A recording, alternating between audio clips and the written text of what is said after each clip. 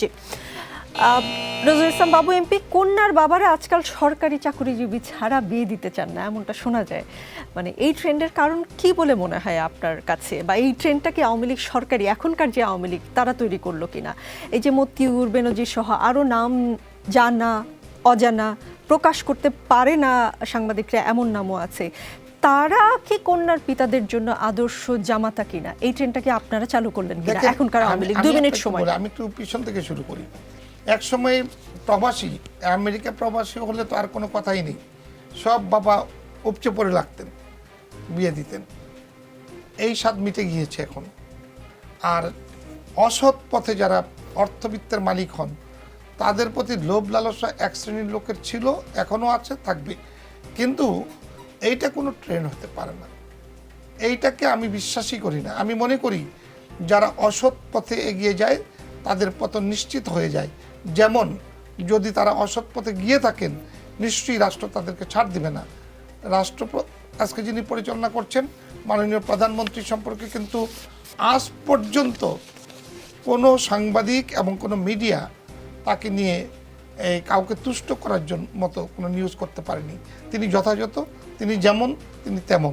তিনি বাংলাদেশের রাজনীতিতে শুধু সফল নন, তিনি আমাদের এই বাংলাদেশের সকলের ভাগ্য পরিবর্তনের একমাত্র হাতিয়ার হিসাবে কাজ করছেন।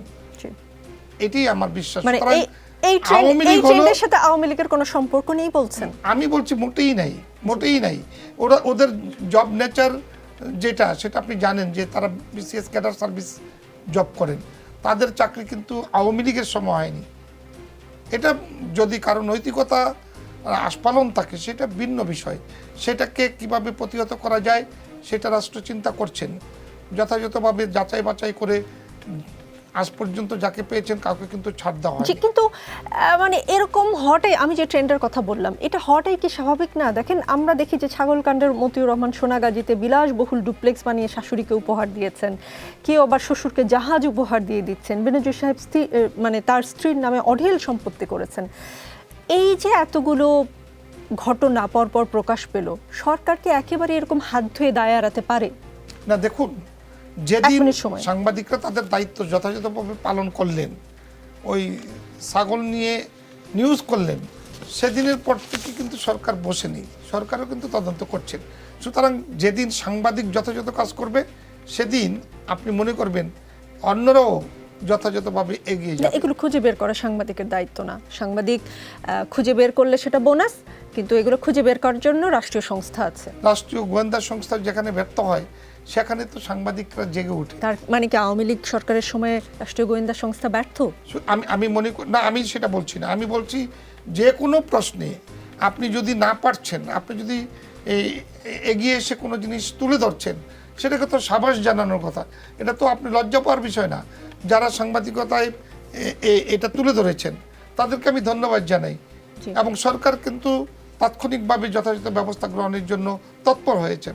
সুতরাং বিরোধী দল বাংলাদেশে, আমি যেটা বলবো, বাংলাদেশের বিরোধী দল ছায়ার মতো কাজ করার কথা। বাংলাদেশের বিরোধী দল শত্রুর মতো কাজ করে, যার কারণে অনেক ক্ষেত্রে গোয়েন্দারা যখন কাজ করে, তখন আপনি দেখেছেন যে বাংলাদেশের অনেক রাজনৈতিক নেতা রয়েছেন, রাজনীতিবিদ রয়েছেন, যাদের বিরুদ্ধে অনেক নিউজ হয়েছে, কিন্তু বাস্তবে কিছুই না। তো এরকম ফাঁকা আওয়াজ নয়, যখন যখন যেটা সামনে আসছে যাচাই বাছাই হচ্ছে। আজকে আপনি বিলাসবহুল বিল্ডিংয়ের কথা বললেন, এটা আমরাও দেখেছি। তো যেই মানুষটি এত বছর কাজ করেছেন, এতগুলো বাড়ি বানিয়েছেন, এতগুলি বিয়ে করেছেন, আবার নানামুখী কর্মকাণ্ড করছেন, তারা নিশ্চয়ই, যদি গোয়েন্দাকে ফাঁকি দিয়ে থাকে, সাংবাদিকরা কেন ফাঁকি দিলেন? জি, সেটা তো প্রশ্ন। জি, আপনি প্রশংসা করেছেন যে সাংবাদিকরা যেসব তথ্য প্রকাশ করেছে বা করতে পারছে, তাদের প্রশংসা করেছেন।